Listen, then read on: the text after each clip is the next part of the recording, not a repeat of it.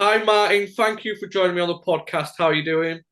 Hi, yeah, I'm good. Do I just press this OK button? What does it say? It says the meeting is being recorded. Okay, Yeah, okay, yeah, it's fine. okay, all done. You all right? Yeah, everything all Yeah, right? great, thank you. Yeah, good to see you. Yeah, good to see you as well. Thank you for coming on the podcast. Um, we'll go back to the start, really. When did you first take an interest in photography? Uh, well, um, well, from when I was about 10, really, but I didn't really do a lot. I knew there was something there that interested me, but it wasn't till much later then I decided that this was something that I could do, and possibly make a living out of it. I'd never imagined I would be able to. So that took so 10, probably that took another 15 years before till I was about 25, 24, 23. Yeah, I think I started taking pictures with a proper camera and processing them and printing them in my early 20s. What made you take it more seriously then? Well, it's a matter of like keep. At first, it was something I just liked doing because I like photography, and then I realized that I wasn't really employable in many situations. Especially, at the time it was the 80s. It was a lot of unemployment, so that and I was sick of working in shops and stuff like that. So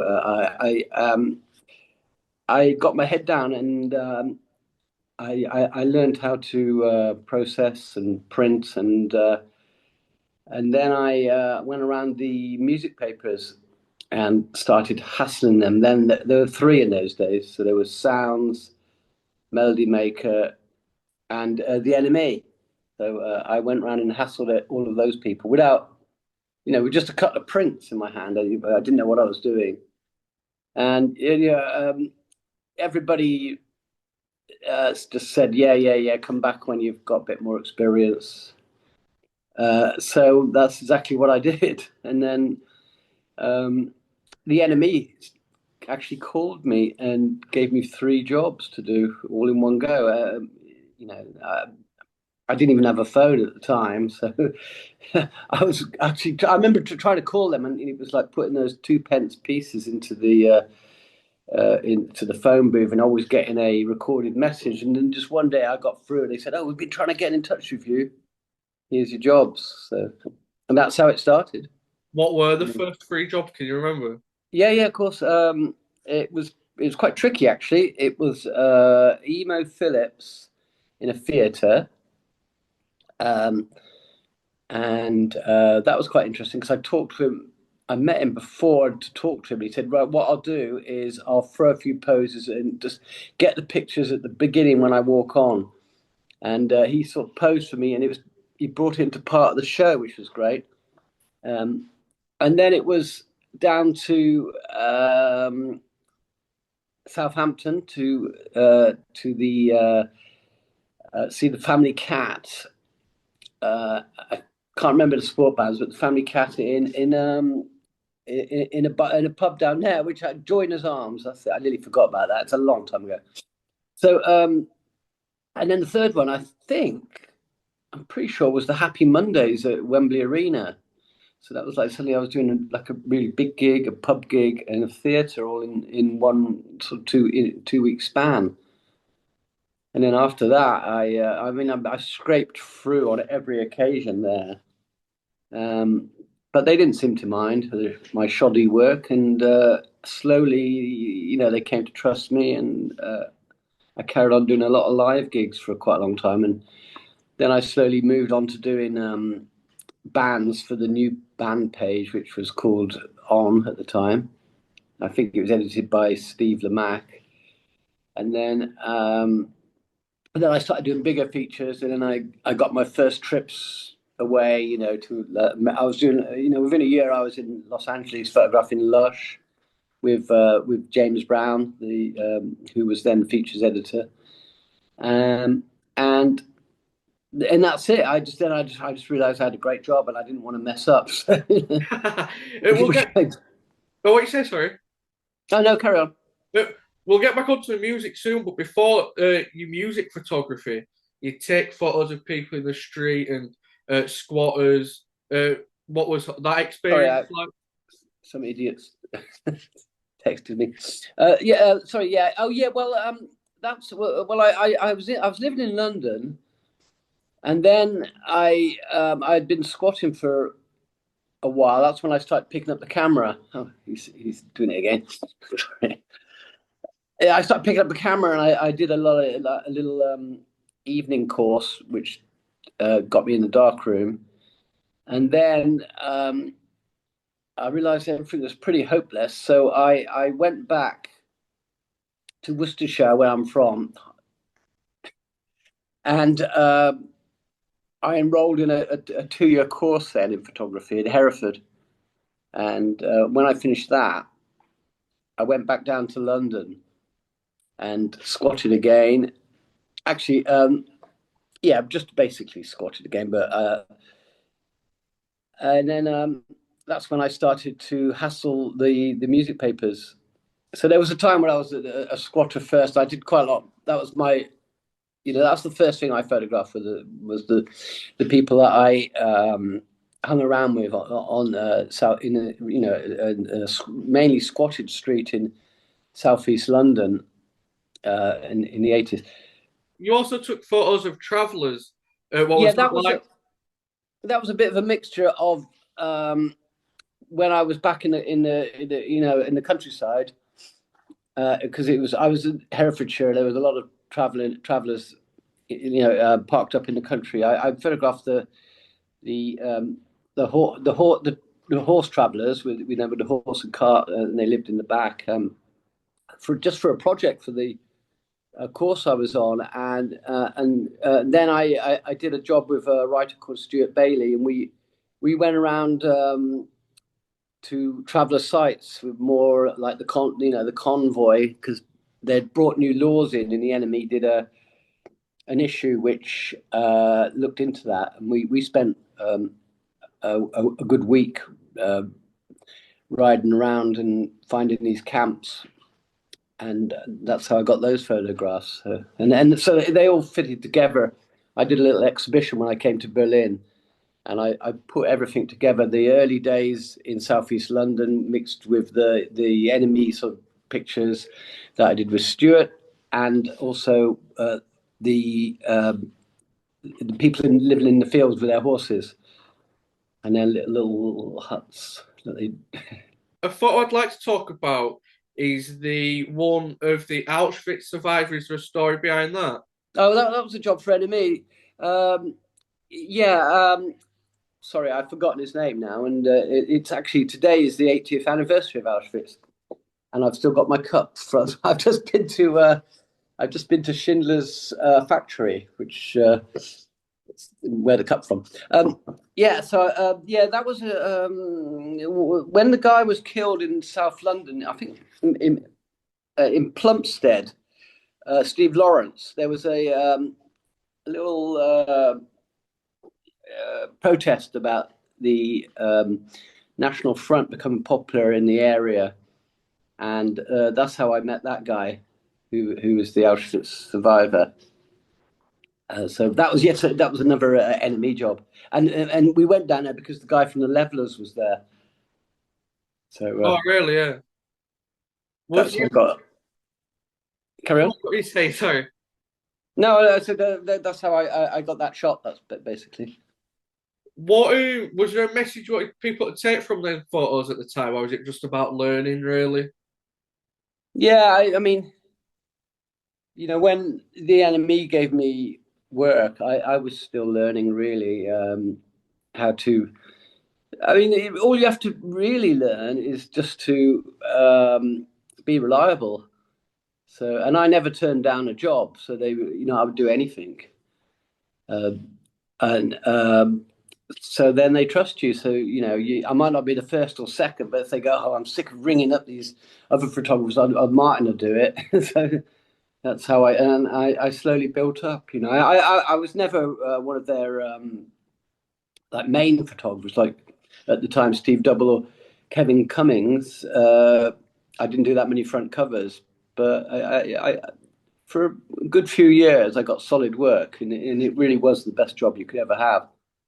It was more than a job as well. It was like a lifestyle, really, because I was out anyway, definitely most nights in at the time in Camden, or usually just drinking. And with all the people, there were hundred. Everybody was in a band.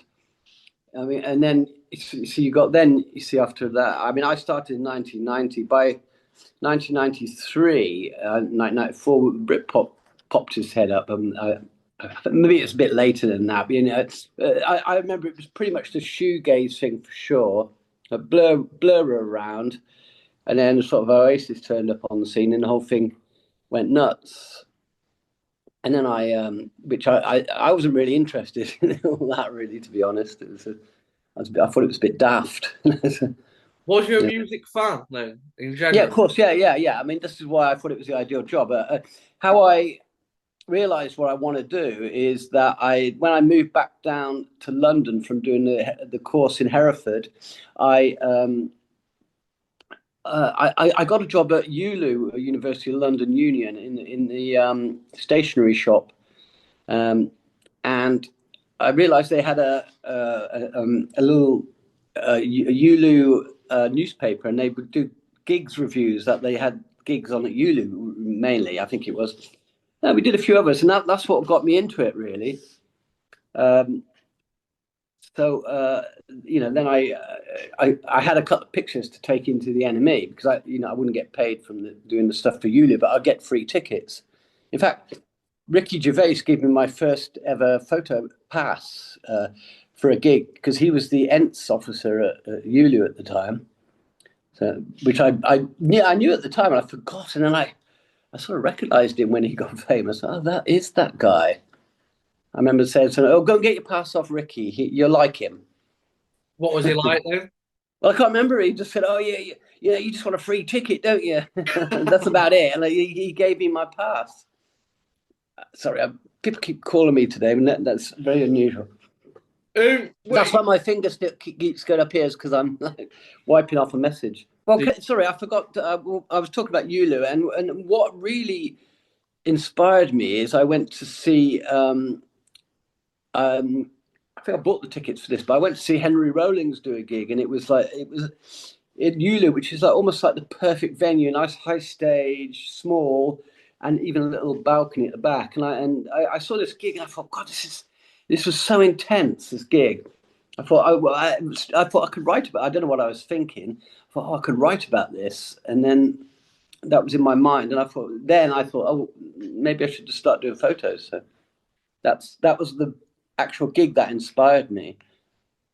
how long Um, after that was then first free shoot she did? yeah, it would have been 6 months, a year, probably.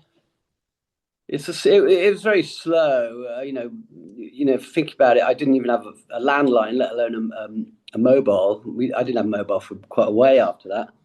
So it was a lot of ringing people up all the time, getting answer machines. I actually saw a picture that I did for Yulu of the Screaming Trees at the Fulham Greyhound, which is a pub, Mark Lanigan. And I didn't actually stay for the gig because I had to go somewhere else, but I got a quick picture of them sitting down in the dressing room behind, and I took that to Melody Maker when I went to show them my photos, and they took the picture off me straight away. So I thought I was going to work for Melody Maker, but they never got in touch with me again, and the NME did. And the NME was for me the least well, it wasn't my least favorite, but it was the least I thought that would give me a job because it was really was my favorite um, music newspapers. You have to remember as well that these three music papers were weekly as well, so there was a lot of gigs to go to. The NME would have like 5 or 10 live gigs, or at least 4 or 5 of them with photos every week. And plus they were selling like 100,000 around that, maybe a little bit more. But slowly, the other magazines, NME lasted the longest, but not by much. You mentioned you started with live music photography, then you transitioned in also doing photo shoots with bands. What did you prefer? Sorry, live gigs or photo Like shoot? like a photo shoot with a band? Well, no, we definitely photo shoot with a band. Really, because I see myself as probably a better portrait photographer than a live photographer.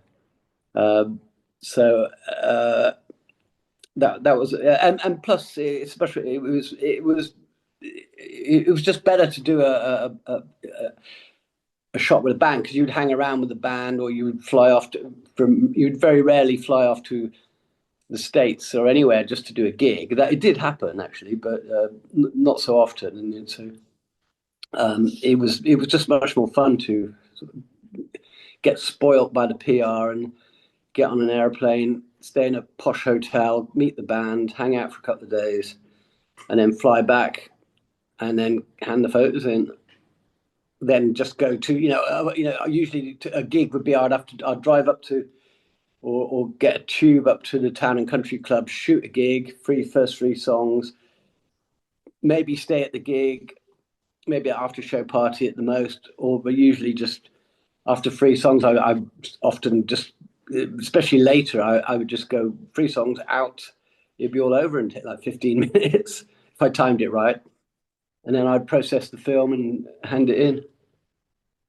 Well, one of your most iconic shots is the one of Kurt Cobain. It's a very famous one, and on Instagram you did a post of it and said when you took the photo you knew you had something special. Why was that? Well, yeah, when I actually took the photo, something really weird happened. There was this like it's almost like a force of something. I mean, I remember sort of going right through his eyes and off to somewhere else. I don't know.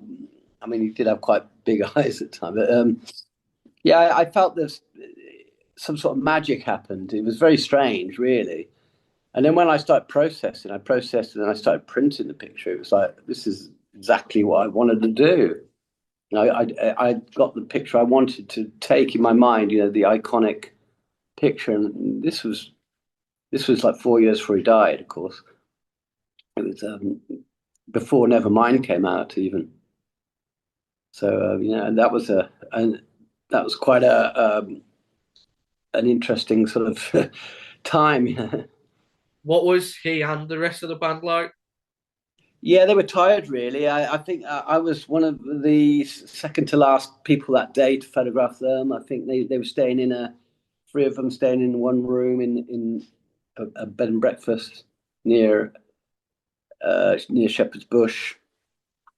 And but yeah, they were. I mean, Kurt didn't hardly say anything to me at all that I remember. Anyway, Chris Novoselic was the chirpiest. Dave Grohl was really quiet as well, probably quieter than Kurt. I got like 10 minutes outside with them, I think it was. It was cold, it was miserable. They were cold, tired. They'd done a gig the night before. They didn't actually go outside for the next photographer, so I got quite lucky.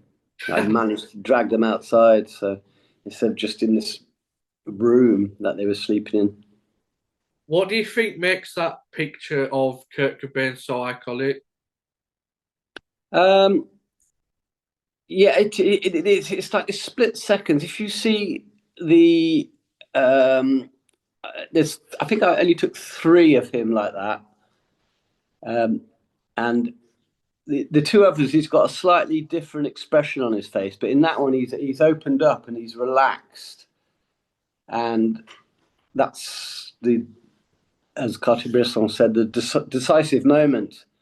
I was just very lucky to capture that, and the thing was, because he was a suicide and everything, he does look quite sort of sad on the picture as well. So it all came together in that shot. I knew I'd got something good. There's other things, technical things I like about it as well. The grain was good. The focus is beautiful. Boring stuff, but ultimately it's because he looks a bit sad, I guess. Does that I think happen? Sorry, Courtney said she didn't recognize him in the picture, really? or she had said that once. Yeah, I think that was true. Did you ever hear anything from him about the photo? I'm guessing not now. No, not really. She when it was used for a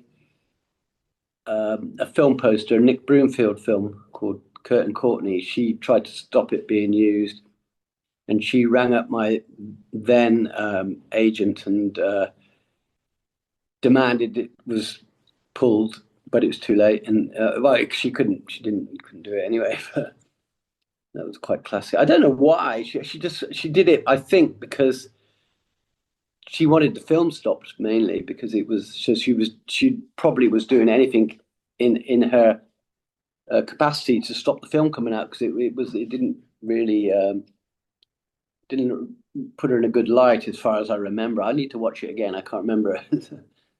Does that happen often where you've got a thought in your mind of how you want the picture to go and it goes that way? No, not really. No, no. No, no, yeah. For me, it's all a bit of this.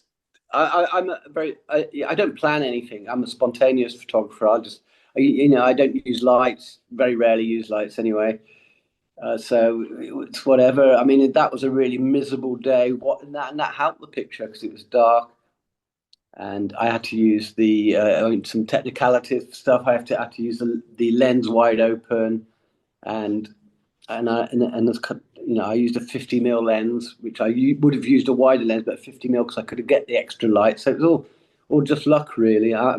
So I know I never know what I'm getting, and in those days when I've still got a couple more barriers behind me because I used to process my own film, so I'd have to do that, and yet again you can make so many mistakes, which often I did. I would over process it, under process, forget I was even processing it, and then you've got to dry it. You've got dust everywhere, blah blah blah. So it's all a bit, and then you've got to print it.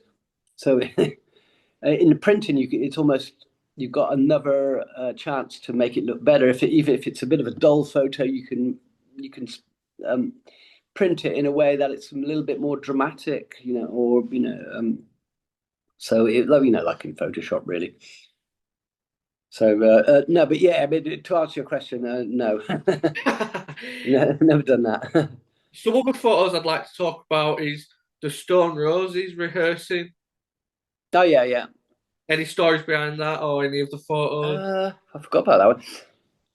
Yeah, we got a for some reason, some guy tipped us off that he knew them and he could get us into their rehearsal. And I totally didn't believe it. And I was with a very good friend of mine who I ended up in a band with, Simon Dudfield, and I think it was Simon, although it might not have been saying that actually.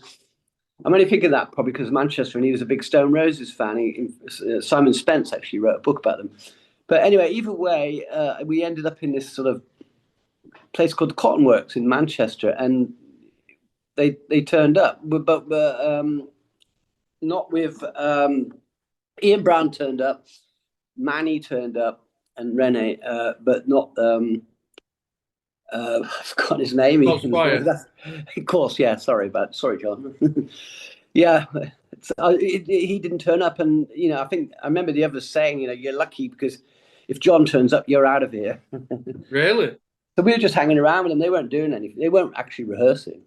Oh, right, yeah. They were Just just for the sitting around. photos. Well, they were banging around on the drums and stuff. But I yeah, thought that it wasn't in any photos, but I didn't think much of it really.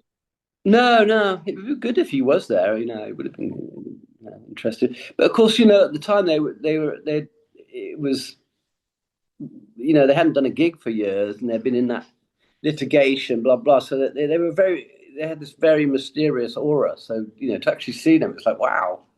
I mean, I got them coming out of court when they did the court case, and they asked me not to take a photo, and stupidly I did. I said, okay, that's fair enough. Because they said, oh, if we get publicity, it could affect the court case, and I said, all right, then okay, I won't. And I should have. They were standing there, brilliant. These massive flares. They looked super cool. And I didn't. I don't know if they remember that, but and that was the reason that I was sort of okay in the basement. But I didn't take a picture. I totally regret it. I should have just snapped them anyway. Yeah, and so I lost that great shot of them coming out of court all together. You know. Is there any other moments like that where you've wanted to take a photo but you've not been allowed to? There's a few, yeah, by being too kind, really. I remember once when I was working for Loaded, um, I was on a plane to Dublin, and we were going to do this tour of all the Dublin pubs that were on a poster, and we were going to have a drink in every one of them. Classic Loaded, really, early Loaded. There was like 40 pubs we had to go to or something like that. And I got on the plane, and I was sat opposite Bob Geldof. And then I could see Paula Yates was behind him. Um, I saw him actually come in. I saw him running around the side of the airport. I thought, what's he doing like that? You know, sort of scuttling around basically. And then, so when the plane landed, I said, oh, "Look, hi Bob. Look, we're doing the story on Dublin and the pubs." And he goes, "Oh yeah, well," and he was really miserable. And so when we got off the plane, I said, "Would you mind if I just take a picture of you?" And he said, "No, no." And he scuttled off in his winkle pickers and with Paula. And I didn't think anything of it. I thought, oh, well, you know, whatever. It's just Bob Geldof. And then the next morning, the whole story broke of him and Paula getting divorced. And I would have got every front page for the last pictures of them together. I'd got every front page of every newspaper probably for that picture. And I had a small fortune really in those days. It would have been. So yeah. So I always thought, I'll just take pictures from now on instead of ask people. Is there any moments where you've been gutted not to get the shot like that, or any others? It would happen quite a lot. I've done. One of my first NME jobs was to do the Sunday at Glastonbury, and I can't quite remember what happened, but someone I know, I think, who was maybe possibly a bit jealous of what I did, sabotaged my chemicals in my darkroom, and I ended up destroying the whole film from that day, everything, and so I had nothing to offer.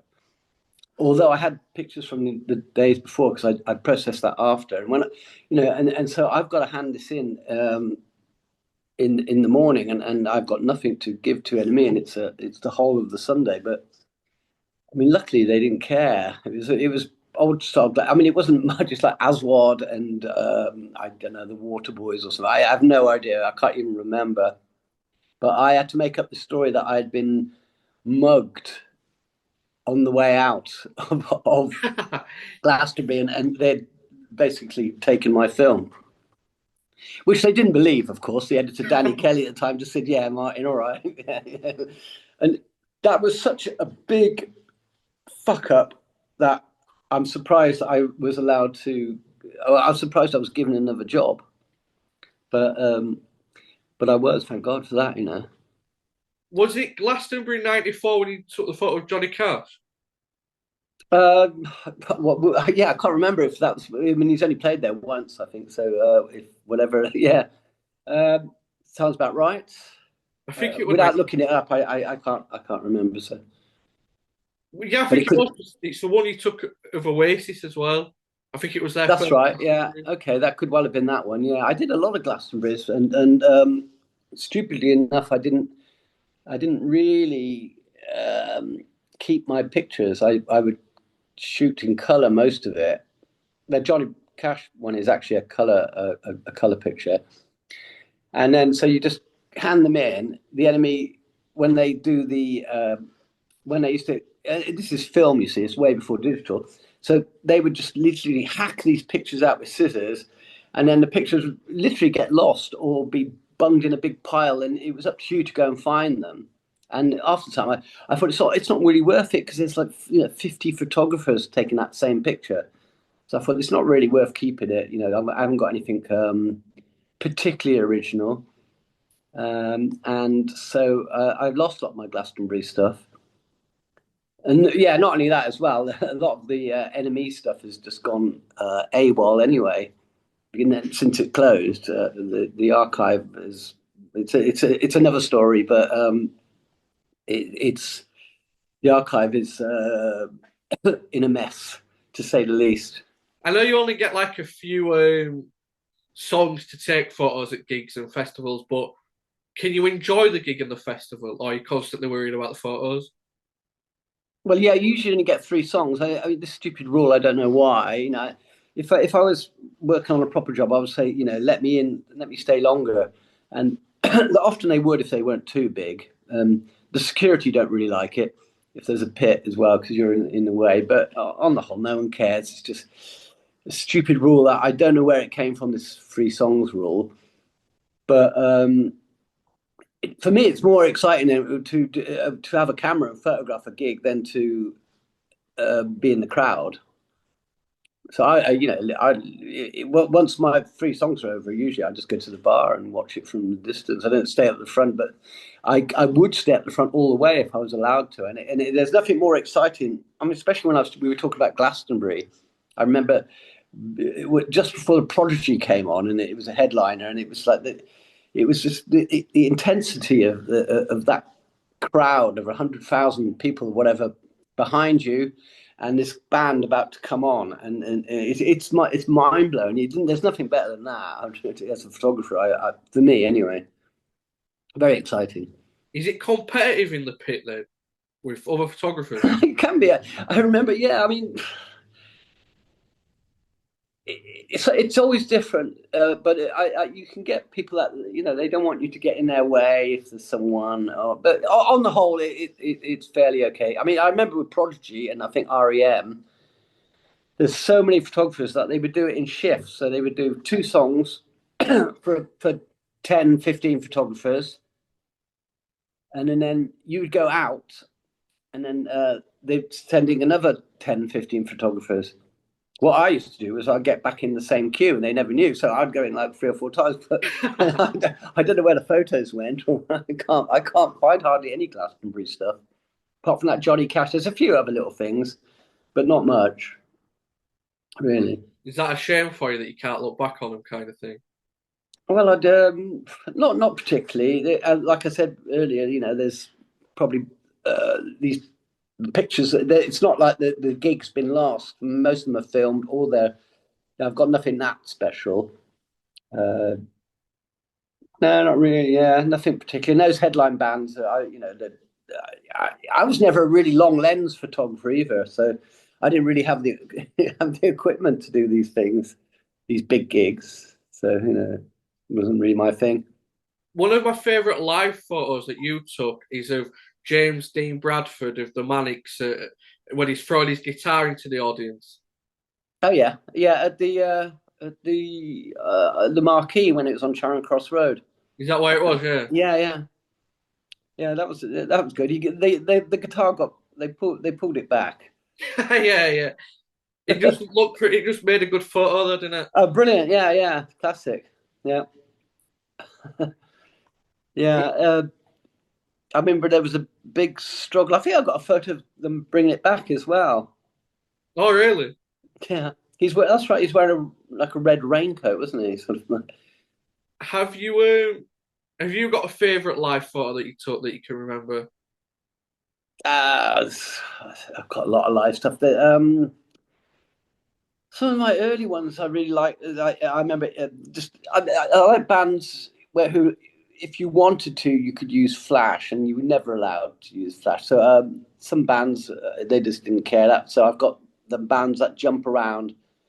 I mean, I've got a great picture of EMF, and just before they got famous. Again, that was at the Marquee, and I used a flash, and so you can capture them right up in the air. Uh, because often, lights aren't bright enough. So if you get someone jumping around and you're not allowed to use flash, you haven't got a chance. Unless you're very lucky or very, very skillful. But also, that Johnny Cash one.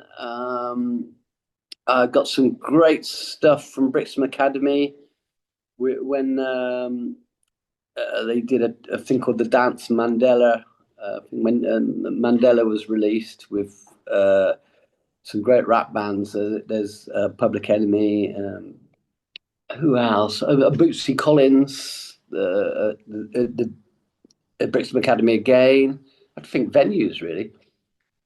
Uh, yeah, no, without really going back in. I mean, this is all like 30 years ago. So without going back into my archive, I can't really drag something out of my mind at the moment. Well, you mentioned Britpop before. You took a photo of Noel and Damon at an NME party in '94. Do you remember that? No, Noel Gallagher and yeah, Damon yeah, I Albarn. sort of remember that. Yeah, I Was think that before the feud then? Just before?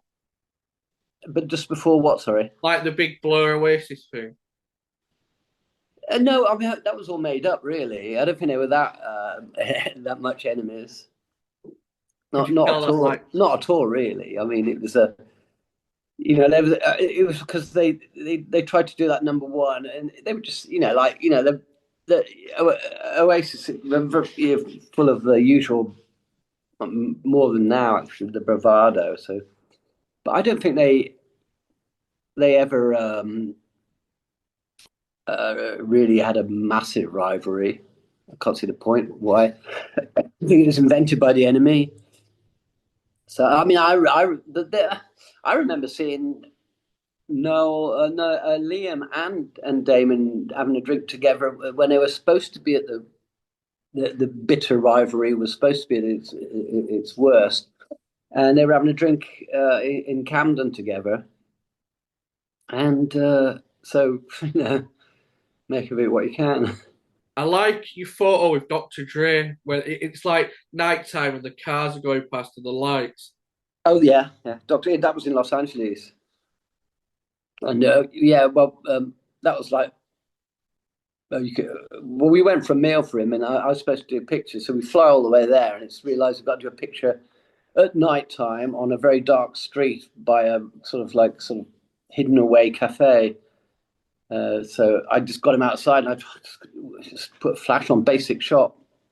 But it's okay because it's Dr. Dre. People like it. If it was anyone else, it's just a normal picture, really. Does But that happen? he that was good, really. Dr. Dre was cool. Does that happen a lot where like a figure makes a photo, like who's in the photo? Of course, yeah, yeah, yeah.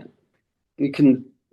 I mean, if it was anyone else, I don't think that it'd be an okay picture because it's Dr. Dre. It can carry a lot more interest. So if it was one of my friends or something like that, no one's going to want that. What about the photos at Shane McGowan's parents' house? Yeah, that was a good trip. Yeah, that was a fantastic trip. Uh, well, uh, well, we stayed at his parents' house. The first time it was for Game for Loaded. I don't think the story ever ran. The first night we didn't fly off because Shane had a problem with his prescription that he tried to get at Stansted, and he couldn't get it.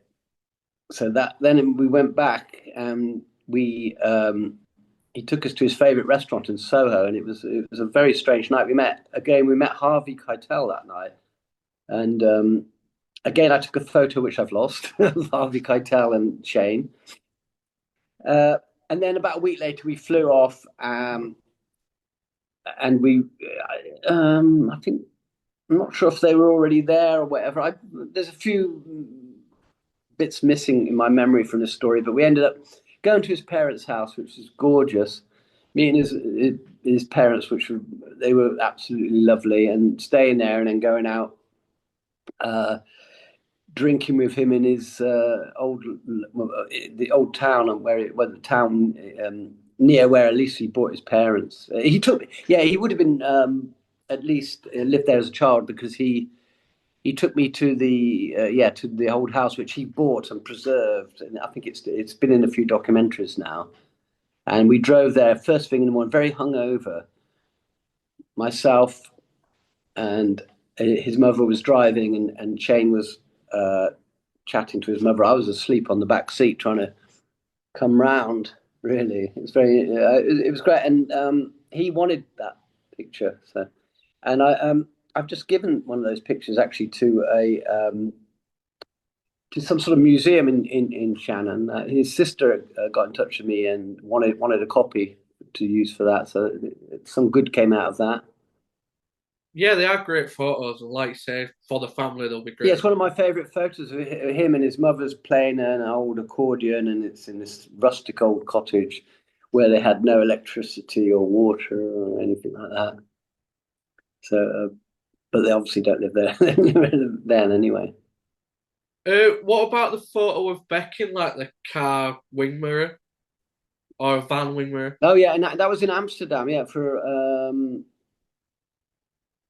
NME, I guess.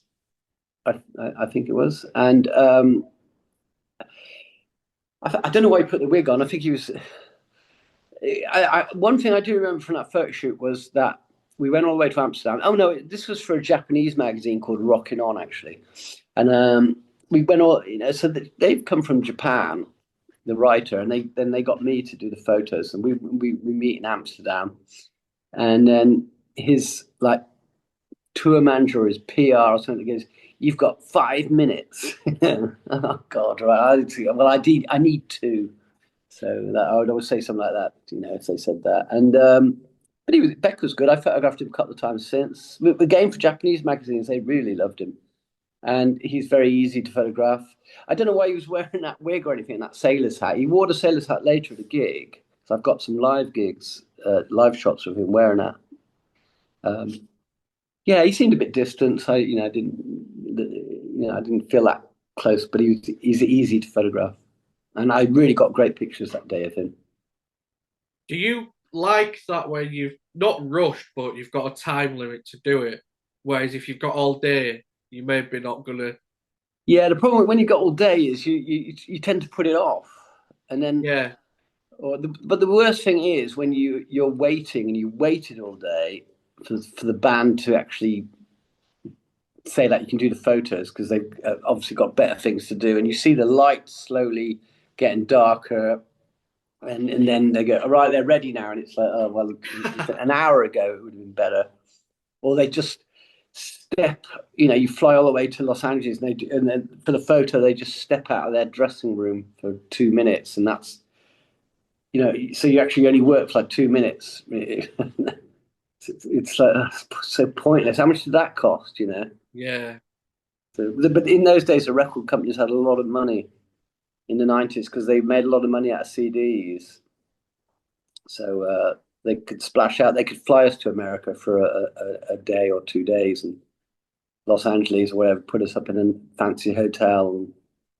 And I've been to. They flew me to Los Angeles once to photograph Seal, and he refused to let me take his photo.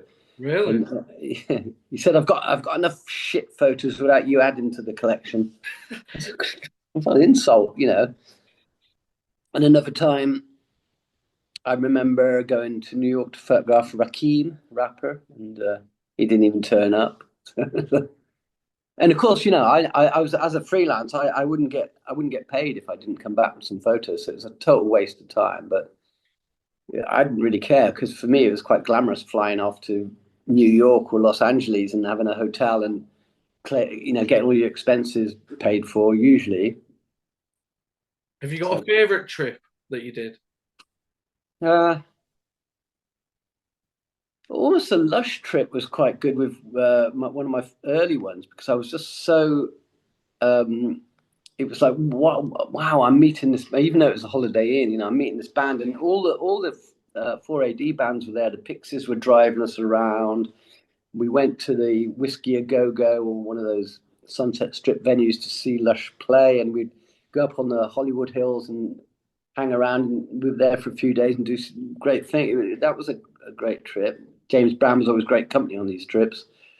Um, but they all had their little benefits. Kinnicky were always good. They were great fun in New York. That was really brilliant, and great photos.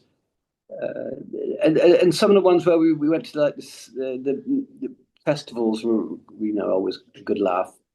I mean, the festivals, not the outdoor ones. They were hard work because you've got for those ones, you towards the end we were sleeping on a camper bus, but I did probably a 4 or 5 where I had to sleep in a tent with all my camera gear, and basically use the camera bag as a pillow, pissing down with rain, and then get up and do it for 3 days in a row. And then if you had to walk from one field to another in in like 6 inches of mud with a quite heavy camera bag on your back, it was by the time you got home, you were fit as a fiddle, really, ready to drop anyway, at least. Um, what about the photos with Michael Hutchence? That was a great trip. Yeah, that was a fantastic trip. I was on a sabbatical, and I went to Australia for a few months, and they knew I was there. So someone knew I was there, and they, to save money, they said, "Oh, we got this Michael Hutchence trip coming up. We're gonna send in a writer, but as you're there, we can use you as a photographer." And we hung around with Michael Hutchence for 4 or 5 days, and he was like absolutely amazing. I mean, brilliant, really. He was a total gentleman. He was funny. He told us stuff that we could never print. A lot of stuff about Bob Geldof, especially. Very bitter. Paula was still alive then, of course, and he was still alive, of course. Yeah, so that was a wonderful trip. He was driving us around Sydney in a Ferrari, which was like, wow, it's like, how bizarre. Said Michael Hutchence was just a delight, really. So, did you see the documentary, Mystery, or whatever it's called? No, I never watched it. Is it recent? Oh, it's not an old one. It's fairly recent, yeah. Oh no, no. No, Why was good? it's really good. Yeah, it explains a lot, really, because he got beaten up badly, smashed his head when he was in Stockholm, I think, or Sweden, somewhere like How that. did he get beat? I thought he fell over and banged his head or something. Yeah, I think the taxi driver punched him. Oh, really? Yeah, and that's how he lost his sense of taste, and he developed these massive mood swings, which I saw him go from like the day before very happy and outgoing and friendly, and then suddenly dark, Really? really dark. Yeah, and I thought, what's going on here? And you see, he didn't explain it. He told me he'd lost his taste, and but didn't really register. So yeah, it was interesting, but he was fun. Apart from that last day.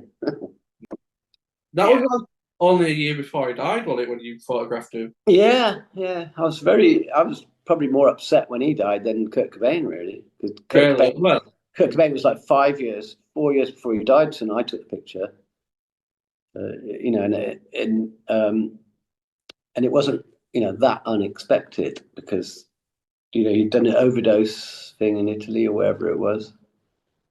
And it was all a bit weird, wasn't it? yeah. Very tragic with him, though, as well, and it cost Michael Hutchence because Paulie Yates died as well, didn't she? Yeah, and Bob Geldof's Yeah, Peaches. Peaches. Yeah, so much bad karma going along there, really, isn't it? Yeah. I mean, for someone who's basically, in his mind probably saved the world from starvation or whatever, he's got a lot of bad karma. Couldn't go wrong. Like that, where it's been like mind blowing when you're doing something. That was yeah, you need to trigger off some memories.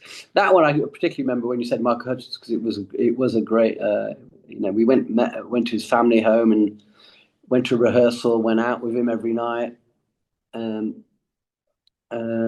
Yeah, so yeah, you have to trigger off some memories. It's so long ago for me. I should have put my portfolio up actually to see it.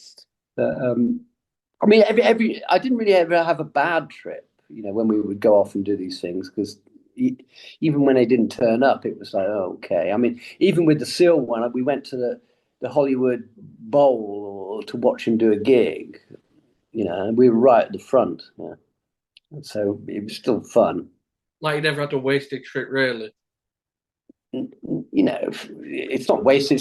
They're like holidays anyway. Yeah, yeah, yeah. I mean, if you've got for the Seal one, we didn't have a PR with us. That's why the problem was probably they didn't have anyone to tell him what to do. Um, and plus he'd become the biggest ever sales of a single that whatever the something of the rose or something like that.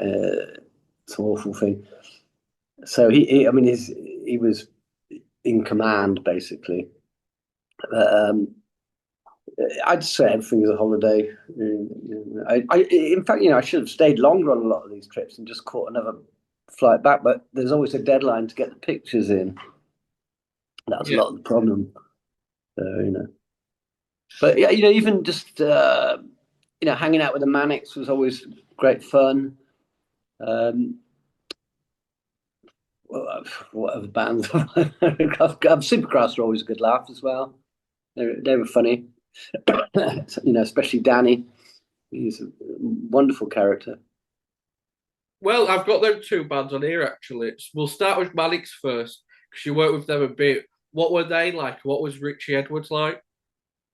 I did an early photo shoot, and they actually just came around my house when I was living in Old Kent Road in London, and they were amazing. They were like these like little kids basically, but very articulate, very intelligent, and they seem to know exactly what they want.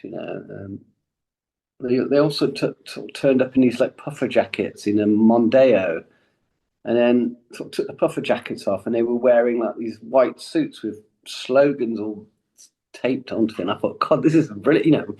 As a photographer, you don't want to, you want something to photograph. So if you've got people who just look at the floor or whatever, it's like, oh God, you've got to make it work somehow. But with the Manics, you couldn't go wrong. And I photographed them a couple more times after that. I'm still in touch with Sean. Richie was, really the leader of the band. Well, he was one who talks most. We photographing them. They would push him to the front always, and they would go, "Don't worry about James. He's a singer, but no, he'd be sort of lurking around the side. Him and Sean, and so Nicky and Richie would be put up front because they knew that he looked great. So yeah, I think I did 2 or 3 seconds, and the last time I saw them was last time I photographed them was at a gig. I don't know where, Manchester, Sheffield, and that's when Richie was looking terrible, and then that's when he vanished. Like a month or so after, and he looked really terrible. So when I handed the photo in, they were shocked at the NME. They were like, "Oh my God, you've got yourself another Kurt Cobain here." I think Really? Not so. one of the editors said. Was you shocked when he just disappeared? When you heard the news? Yeah, I thought that he'd be found. To be honest, I didn't. But then when you read that the car was found near the Bristol Suspension Bridge, it's like, okay, this is not good. I still, a little bit part of me still thinks that maybe he's somewhere abroad. I went to live in Thailand for a while, and I always thought I might bump into him as a Buddhist monk. I, so I sort of say, if I see his tattoos, I'll know. But it doesn't appear like that. No. Would it shock you if he did something like that though, just disappeared to somewhere else?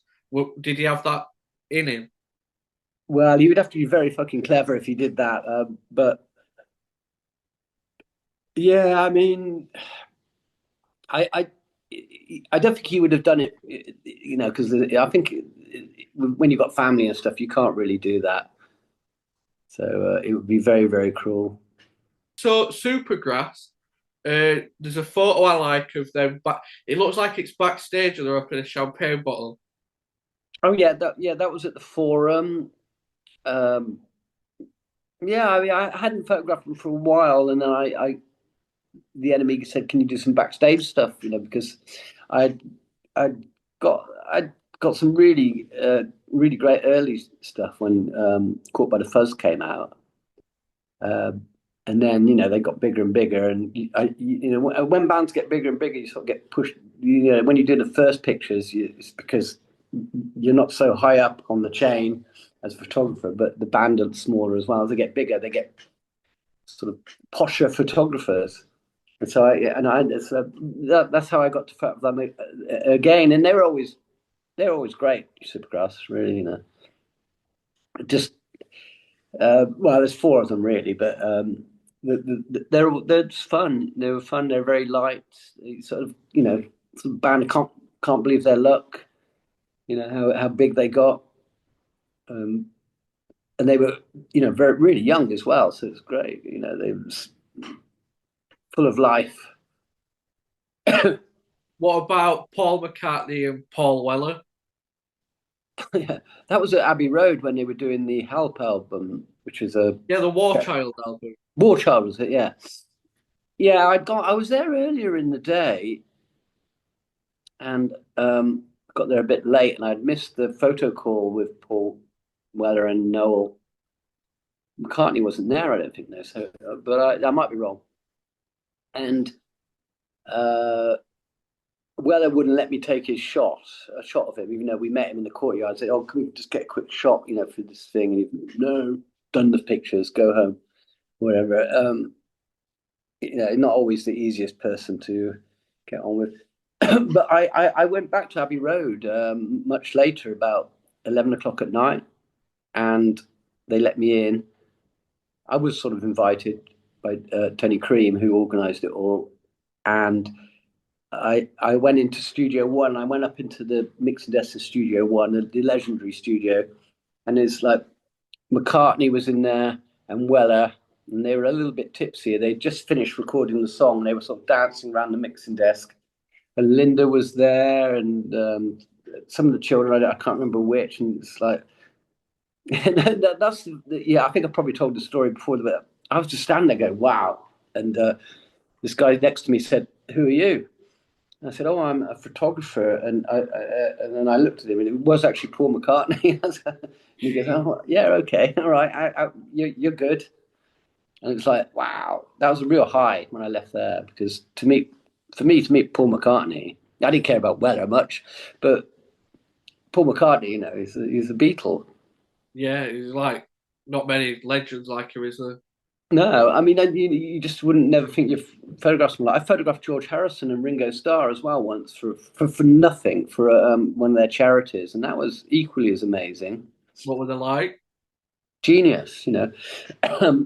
I walked. It was in the Apple building, which is actually still there, and I was working for nothing, and I got there early, and I said to the lady behind the reception, I said, "Can I have you got like a print of Beatles or something like that? I can get them to sign it." And she said, "No, and you do not ask them for signatures." And I thought, "Oh, fuck you, I'm working for free here." But I brought a backup picture, so I had two pictures. Actually, they were solo pictures as well. And it was, basically they just turned up and they go, "All right, how are you doing?" And I was very nervous, but when you hear their voices, they're so familiar. It was like, okay, it's just these guys, and their wives were there, Barbara Bach and oh, that's very rude. I've forgotten Bill Harrison's name. His wife's first name. I've just seen his Olivia. son. Was it Olivia Olivia? Harrison, of course, yeah. I mean, really lovely. I've just seen their son as well. Dahani play here in Berlin. That was quite strange. He looks exactly like him. Yeah, so I did pictures. They're rubbish pictures, because they're just standing there. They're handing over the Romanian Angel Appeal, blah blah blah, and I get them to sign it, and then George signs mine with an I instead of a Y, and I have to get him to change it, and then Ringo, he goes, "You're going to just put this on eBay in the morning or something, aren't you?" And I said, "No, no," and so he signs it, Ringo 2000, because that was uh, the year, and I thought, oh, that's a bit grumpy, Ringo. But Ringo was very nice in the end. He said a real nice goodbye to me. George had just got over being attacked. You could see his hands were still lacerated when somebody broke into his house. But George Harrison's a massive idol to me, just to be there. But he was quite quiet, as you imagine. And actually, I did put the I did put the picture on eBay when I was skint last year. So it's gone now. Really? Yeah, one of my prized possessions. I thought, wow, need some cash, and flogged it off. But so Did you Ringo get, was right, wasn't he? did you get a good price for it though? Not really. You met another idol of yours. Was it Joey Ramone? Oh yeah, yeah, Joey Ramone. Yeah, that's yeah, that was fantastic. I mean, well, I've probably the band that I've loved the most through since I was young. Because I went to see the Ramones when It's Alive came out. I was a fan for a couple of years before that. But that It's Alive tour was phenomenal. It was unbelievable. I mean, everyone talks about that gig they did at the Roundhouse, but they were, from what I remember when I saw them in Birmingham, it was just absolute genius. They basically played It's Alive, but which is a double album. Uh, and that album is fantastic. I know every 1, 2, 3, 4 on that one. So I was out there in New York photographing Skunk Anansi and with a writer, Stuart Bailey, and who and he just said, "Oh, I think that's Joey Ramone over there." And I said, "Which one?" I was like, "What?" I mean, because he was wearing like a puffer jacket, and he had his hair tied back, and he was just sort of slouchy. I said, "Are you sure?" He said, "Yeah, I think it is." I said, "Okay, right." And I just sort of went, "Phew." And the rest of the night, he was just buying the drinks, chatting. It was absolutely brilliant. The guy, it was really great, yeah.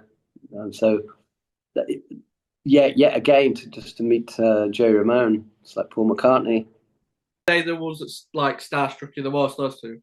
Yeah, I suppose so. Yeah, well, not Paul McCartney so much, really, but sort of Joey was. I don't want to get. I don't like to get. I don't like to meet them. I like when I'm taking their photographs. I don't want to sort of sit down and become pals with these people. I'm quite happy to just listen to their music and take their photograph. So it's a bit of a struggle for me to actually meet someone, hang out. I didn't really talk to Paul McCartney after the first hello, really, and but Joey was different, and I was saying, oh, what can we talk about now? Really, but he was more interested in me talking about the United Kingdom and the gigs that I went to where I saw them, and I saw 2 or 3 amazing Ramones gigs. So I would describe them to him, and how everybody was taking speed, and there were fights, and it was mental. And I got in because I hid on the roof, and then I climbed down to get into the gig free. Uh, and that's sort of stuff you really love that, and it was great. Yeah, So, brilliant. yeah, I just posted that picture after finding it again for a while Yeah, that's how I saw it on your Instagram. Yeah, for Christmas. I found a Christmas shop. yeah, yeah, yeah. Yeah, and of course, the Ramones they're all kaput now, except for obviously, well, Marky, I suppose he's a proper Ramone, Marky. So, but the original lineup are all gone. So I've never met the Stones yet, though. So but I think it's too late. He's a Stones like one you'd like to meet. I'd love to meet any of the Stones. I photographed them live, which was quite interesting and affair. I Such a bet they're big, good to photograph live, like big yeah, bands. yeah. I mean, apart from the stage is about a mile wide, and you get sort of designated, so they go, where you're gonna have to say, you're gonna say you can't move, so you have to stay over there or over there. So you've got to go either Keith or Ronnie, or and you get a bit of Mick. So yeah, but you can't move. I think I did in the end though. I photographed them at Sheffield. It was a funny old gig. I've seen them live since, and great. But now that these bands are so old, I'm not that bothered about photographing or. But I'd certainly go for a drink with Keith Richards. Who wouldn't? Yeah, um, it's amazing that they're even still performing, really. yeah, yeah. I mean, these guys are 80. I mean, McCartney's 80. It's ridiculous. He's just Yeah, played in the UK. Paul McCartney did London a little. yeah, and it got great reviews as well. And fair play to him. I mean, at 80, well, I'm not far away, but I can't. I couldn't do it now. I couldn't do 2.5 hours show. Let me just move this because it's right in front of your head. What what gigs have you been to lately? Do you go to a lot of gigs? Not recently, I haven't actually. I can't remember the last one I went to. I don't think I went to any last year. Do you go to many? Yeah, quite a lot. I photographed quite a lot last year, actually, just because I wanted to go to gigs, and I thought I can still, even though it's been 20, 30 years, I can still basically use the Kurt Cobain picture to get me into gigs. Does it still work? Yeah. Yeah, sometimes. I mean, I just try. The Fontaine's DC, is that what they call it? Yeah, yeah. And I couldn't. I wasn't getting any response from the PR, and I found out the manager through a friend, and I sent him, look, I did this picture. He goes, God, and he says, I've heard this so many times. He said, I used to have that picture on my wall. Of course, you can photograph the band. Really? I go, yay! You get that a lot. People come up to you talking about that photo. Then. That's most people. Not when they find out that I've taken it. They get loads of people have said to me, I used to have that as a poster on my wall when I was a teenager. And I never really earned any money from posters. So I go, really, all right, yeah, it's a bit late now. So, yeah, it's a real honor, to that lucky picture. And my life would have been very different if I hadn't taken that picture, for sure. Really, Yeah. it opened a lot of doors. It gave me longevity. I even could go away for 1 or 2 years and come back and still find work again, which is sort of unheard of when you have to build just because I can, say, well, I did this picture and back it up with a few others, Yeah. nowadays as they slowly pop off. Shane McGowan, it's very sad. And, yeah, Ozzy's still going, isn't he? I've got Ozzy Osbourne. Does he like to photograph? Brilliant. Yeah, I photographed Ozzy when he brought out a video called, I can't remember what it was, but it's a really funny video. It's the one part of it. He's like pouring this orange juice out, and he goes, for breakfast, he can't even pour this orange juice out. Anyway, yeah, and I walked in. You can see how long ago it was because I walked into the hotel room and Jack was really young, and he was just playing on a PlayStation or something like that. And Sharon, it was like, you want a beer? But it was like really early in the morning for some reason. And I said, oh, no, I think I'm all right. She goes, you're not the enemy I remember. All right, yeah, And Ozzy was great. He was. I took this like marching jacket, like the Beatles, because I knew he was a Beatles fan. So I took him along this Beatles style Sergeant Pepper's top that I bought from Flip, this shop in Covent Garden. And he said, "Where did you get this from? It's amazing." He's got it on. Doesn't really look that good, to be honest with him, but he's got it on. And I said, "Oh, I got it from Flip in Covent Garden." And he just said, "Hey, Sharon, look what Martyn bought from Oxfam." And he's like, he was such a professional, I've literally got 10, 15 minutes with him in a hotel room, and it's just like, okay, I've got everything I need.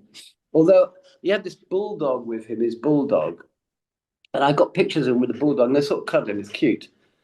And then about 6 months later, I'm in this in his record company's office meeting the PR guy, and there's a photo on the wall taken at the same time by the photographer before me or after me, and it's Ozzy holding the dog up by its tail so you can see his balls and grabbing his balls.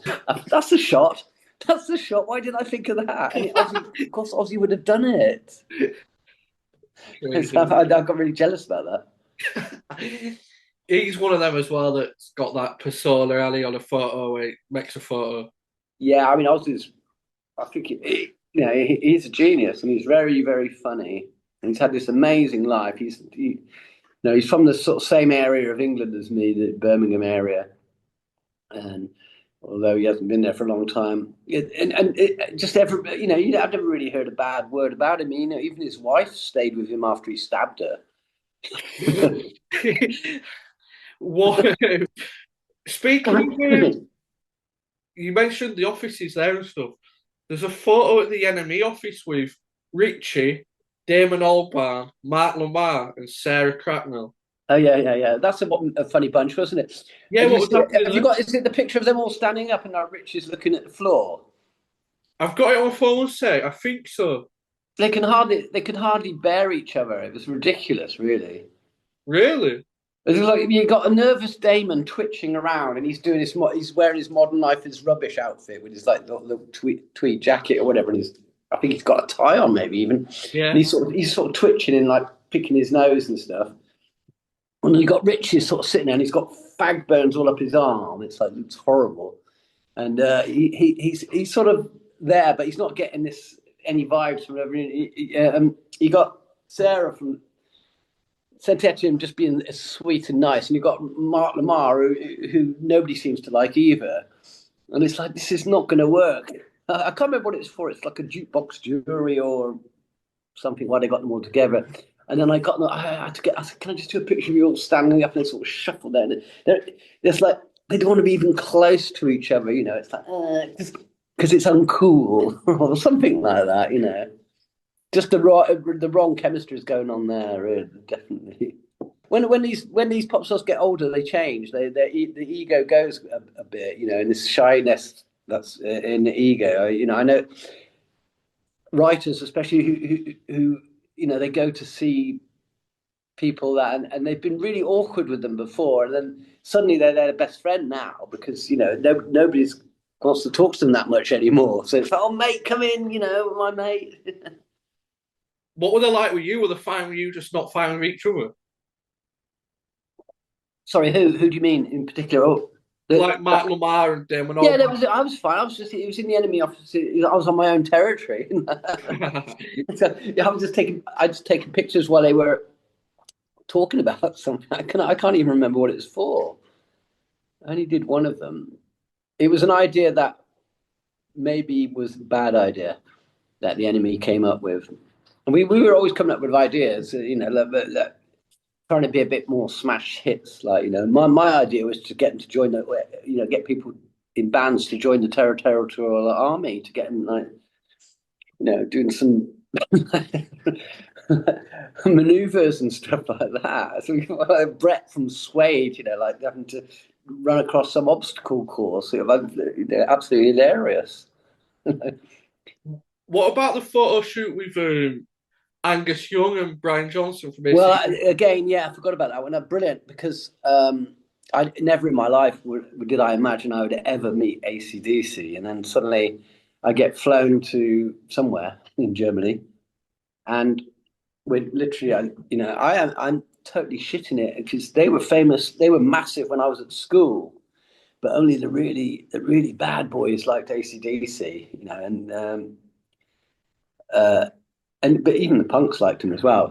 But and I thought, oh God. So I remember just being very nervous as we're knocking on the door and to their hotel room, and then a door opens, and they're just standing back a bit, and these guys are literally 4 foot high and super skinny. And I'm going, my God, they were so tiny. I was going, that's it. And they were amazing. They told a story of when they played in my hometown that they stayed in a hotel, and the guy in the hotel, the bar had closed, and the concierge basically overcharged them for a bottle of whiskey. So I don't know how this was. They basically pissed in the glass and gave him some of them. I was like, how do you remember that? And then, tragedy of tragedy, my camera flash fails because it's a dark hotel room. But I get some good pictures better because it's like natural light.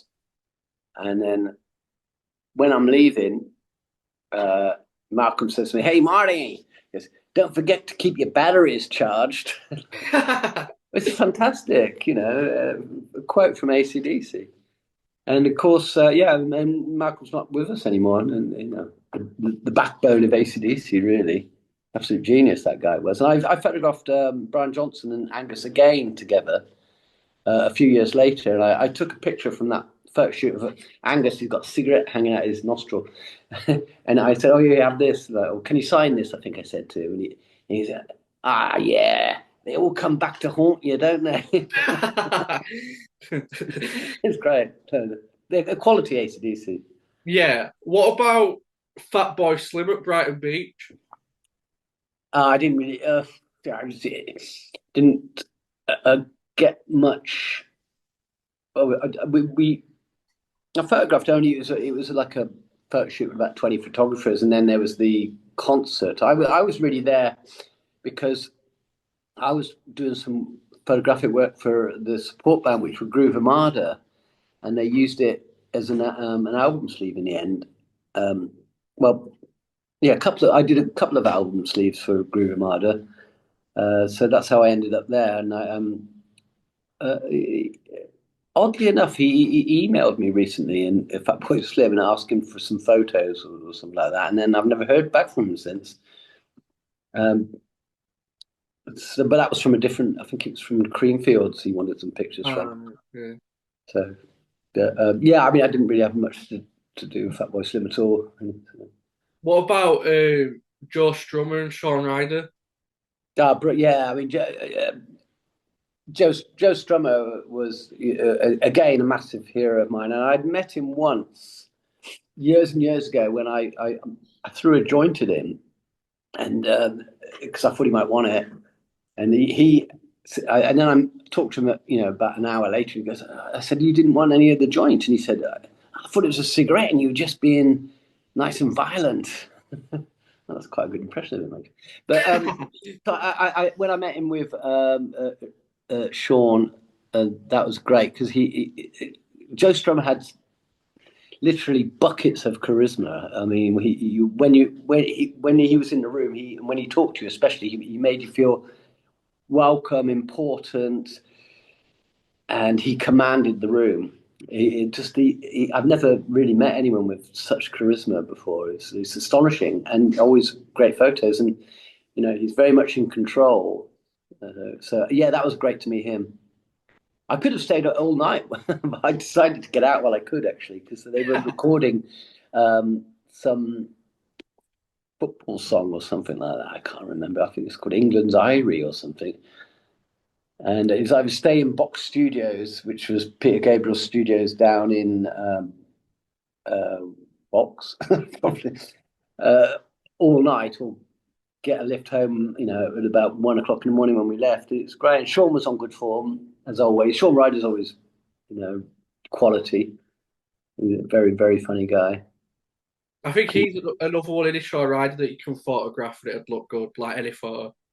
Yeah, I don't think you can go wrong. I mean, he looks a bit strange these days. Well,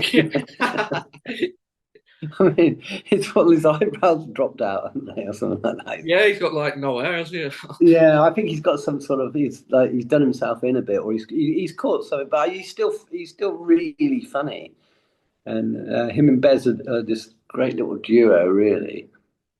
And then you can tell they're just happy that they're still around, really. Yeah, yeah. Yeah, and still doing TV. I mean, when's the last good record they made? It would have been like 95 or something like that, wouldn't it? So you're talking like 30 years, really. Yeah, they are. She is in the years since the Happy Mondays record, isn't it? Yeah. Still doing it just about. But yeah, the Clash as well. They're a great band, aren't they? Well, Warrior. Yeah. I saw the well, I saw the Clash once, and I didn't. It was a bit of a racket, to be honest. I couldn't quite get to grips with it. So, but I saw the Joe Strummer play at Glastonbury, and it was brilliant, especially when he did the Clash songs. So, Yeah, I can imagine. yeah, that I can't go on enough about how his charisma is very very strong, and he's very articulate and very intelligent. That's good when you pulled that up. Yeah, I forgot about that one. This one isn't a musician, but Howard Marks. Oh yeah, Howard. Well, yeah, Howard. I went over to when he just got out of prison, and the super furry animals used him as the front cover for an album. And so we went over it, and I met him and loads of people that are in the book and the Super Furries.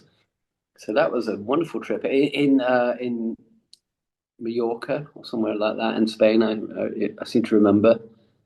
And but I bumped into Howard quite a lot after that because he started working for Loaded. We went off and we interviewed and spent a couple of days with the Stereophonics together, which was good. Although a little bit of a mismatch, I thought, because they're not really like sort of spliffers and everything. And then I remember getting on the train, packed train at like 9 in the morning in Euston, or wherever, to go to Manchester, like, or some station, and not only are we in a no smoking carriage, but I mean maybe it was a smoking carriage, but Howard just lights up the massive joint and goes, "Oh, how are you going to get arrested again?" And he goes, "Yeah, that wouldn't be so bad. The publicity." I mean, the man was absolutely fearless, and he was really great to hang around with. Again, very articulate. I mean, everybody loved him. He had this aura around him. Always very funny. Who else did we do? I met him in Jamaica, and he was uh, he was with I've forgotten her name. Patty Bell, is it? Who was Eric Clapton and George Harrison's Hi girlfriend? Boyd. Yeah, Hi Boyd. Yeah, yeah, yeah. Boyd. Yeah, I mean, she was amazing. I mean, I didn't. I wish I'd taken a photo, but I think at the time Howard was going on, Martin, don't take any pictures of Patty because I know she split up with Eric, but and they were all friends. And she was great, and Howard was always great. He was brilliant. Very, again, not with us. So that was great seeing him in Jamaica. I said, "What are you doing here?" And he said, "Oh, I'm doing a story about the banana trade or something." I never visit, never stop working. Well, just to finish off, what's life like for you nowadays in Berlin? Well, I'm taking it easy. I'm 61 now, so I'm not really I've not got that many ambitions. I went and lived in Thailand for 15 years on a tropical island, so I got that out of my system. Living by the beach, and swimming every day, and then I ended up back in Europe in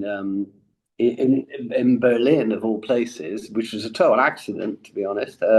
I and I really like Berlin. It's great. It's the last great liberal city probably in the world, although it's changing all the time, and it's obviously packed full of history and great gigs. It's not just all techno actually here, so. And so I go to as many gigs as I can, and that's all I do really. I just take it easy. Yeah, that's good though. Yeah, yeah. Yeah, I'm trying to do a book. I can never get that together. I go photograph gigs just for fun. Occasionally, people ask me to do a picture for them, but very rarely. I've had sometimes people in England, but then I've got to fly there. It's not really worth it. And plus, these days anybody can take a good picture with their phone. So, coming for what I do, my spontaneous style, unless I use film and process it all myself, the pictures I take now would not be like the pictures people would want. If they want Yeah. a picture of